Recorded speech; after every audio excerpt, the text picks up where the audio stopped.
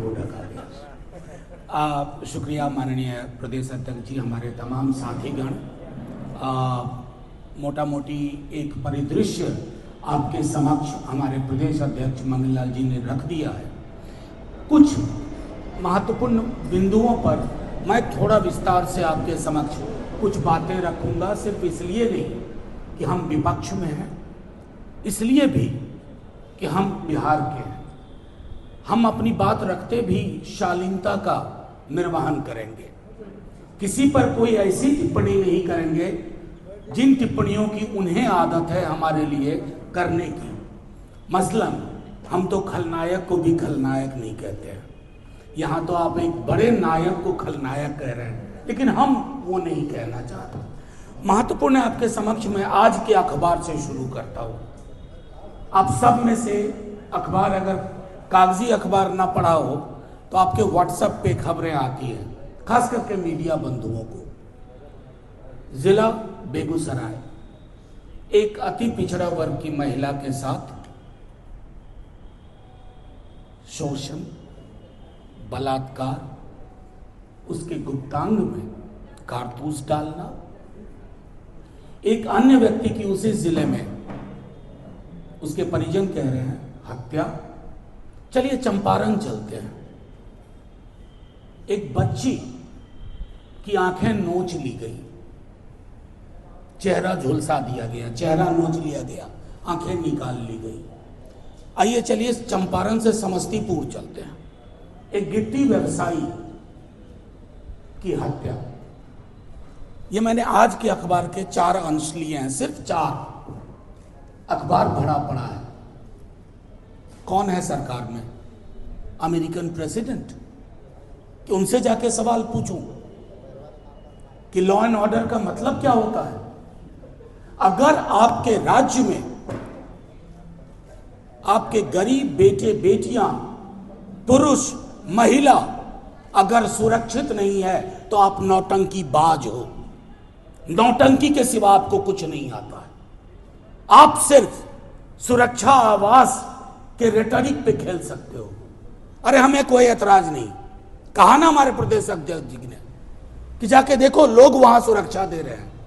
यहां तो आपने 100-150 सुरक्षा वैसे लोगों को दी है जिन तक मच्छर भी नहीं भिन भिनाता है, मक्खियां नहीं पटकती हैं, यानी कि मच्छर मक्खी से भी खतरा नहीं है। और उस घर में 2 भूतपूर्व मुख्यमंत्री, भूतपूर्व केंद्रीय मंत्री, भूतपूर्व उप मुख्यमंत्री और नेता प्रतिपक्ष पहले और आज भी। मैं आपके समक्ष एक बात कहूं कि ये जो लॉ एंड ऑर्डर का मसला है, मुझे दुख इस बात का है कि इसको बिहार में प्रधानमंत्री जी जब आते थे कितना बावेला मचाते थे, अनकही आधारहीन बातों पे, कोई आंकड़ा नहीं, लेकिन बरबोलापन उनके स्वभाव में है।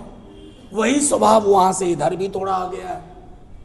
आज प्रधानमंत्री जी चुप क्यों है? आपकी चुप्पी आपराधिक है।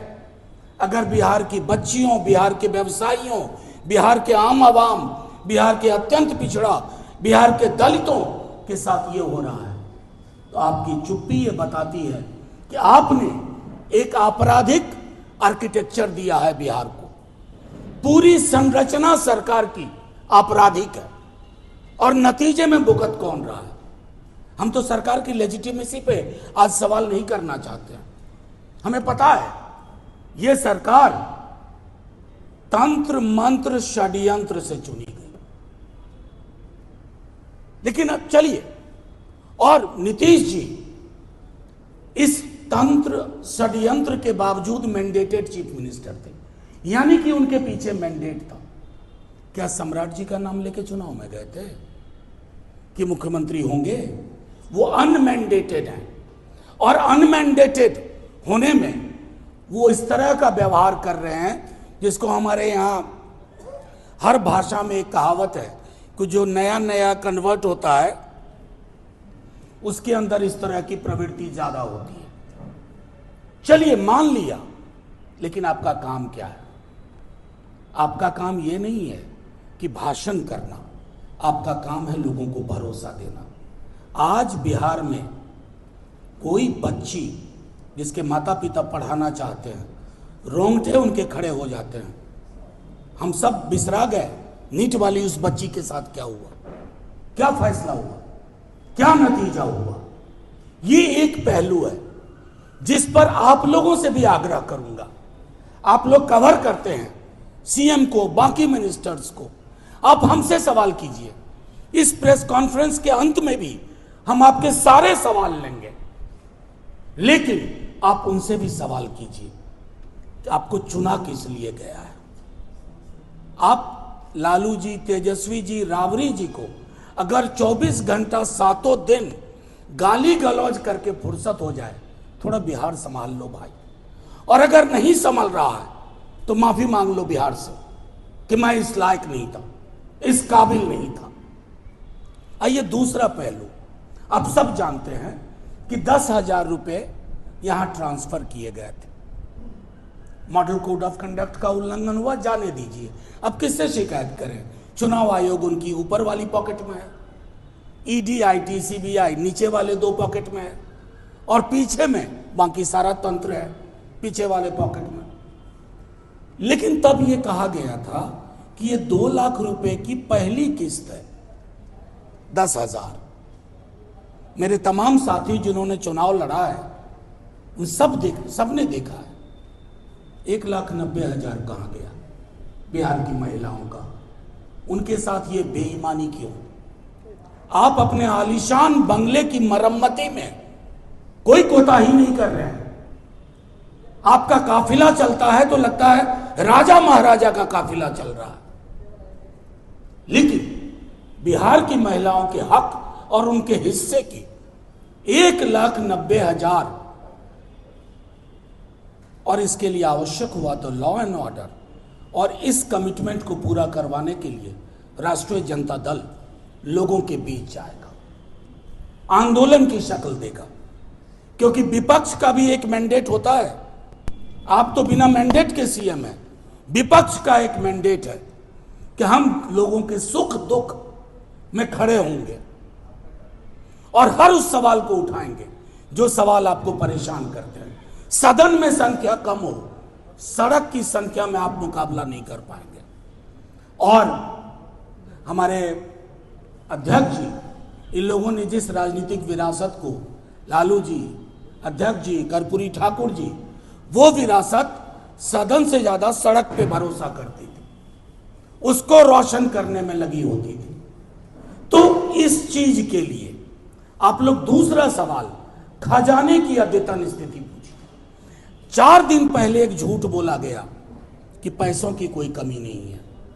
पूरे होशो हवास में कह रहा हूं, मेरे पिता पेंशनर हैं, 3 महीने से पेंशन नहीं आया। भागलपुर में विश्वविद्यालय में कर्मचारियों, शिक्षकों को 4 महीने से नहीं आया। फिर ये पैसे कौन ले जा रहा अगर आप कह रहे हैं कि रिलीज हो गया? ये महत्वपूर्ण सवाल हैं जो आपको मुख्यमंत्री के समक्ष, उनके मंत्रिमंडल के समक्ष रखना होगा। और एक आखिरी टिप्पणी करके मैं अपनी बात खत्म करूंगा और अपने साथी आलोक जी से आग्रह करूंगा। एक आखिरी टिप्पणी मेरी यह है, हर एनकाउंटर सच का एनकाउंटर होता है। कोई अपराधी भी हो तो आपको उसके अपराध तंत्र को पकड़ना है, उसके सिंडिकेट को पकड़ना है, उसकी फंडिंग को पकड़ना है, ताकि अपराध का अन्वेषण समग्रता में हो। ये यूपी से सीख करके कोशिश कर रहे हैं आप, इसको बिहार में, बिहार की मिट्टी अद्भुत है। हम भले वोट करते वक्त थोड़ा अलग दिखें, जब बिहार की अस्मिता, पहचान और बिहार की राजनीतिक विरासत पे चोट होगी तो एनकाउंटर ए का हो या बी का हो या सी का हो या डी का हो, आप राष्ट्रीय जनता दल के कार्यकर्ता को खड़े हो पाएंगे। नतीजतन आज क्या हो रहा है? अभी कह रहे थे वो कि यूपी में फलाना बाबू हैं और बंगाल में चिलाना बाबू हैं। मतलब इतनी तो स्मृति रखिए। आप ही के पार्टी के आर्काइव में नीचे जाइए ट्विटर पे, शुभेंदु दा का लाखों लेते हुए वीडियो आज भी है, लाखों लेते हुए आप ही की पार्टी ने डाला था। सम्राट जी, आपकी नई वाली पार्टी, आपकी पार्टियां तो कई रही हैं, मुझे भी कई दफ़ा मुश्किल हो जाती है।